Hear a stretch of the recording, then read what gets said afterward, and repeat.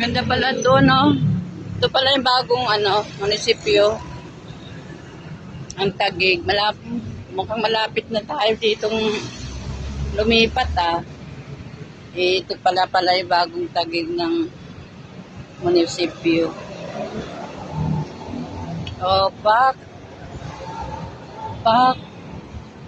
Ito pala yung bago, Mukhang malapit na to.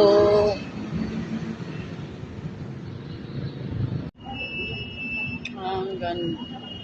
Wow. Wow, ganda na ng bago nating bago nating City Hall.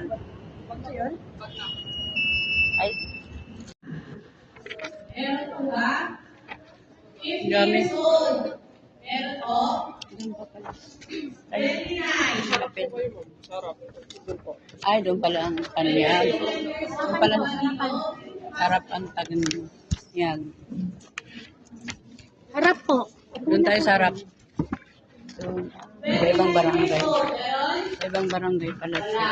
Okay, so, papaalala ko lang po, edad natin ay 30 to 49 years old lang po. Fort. Okay? Ayan, hanggang Naiintindihan po?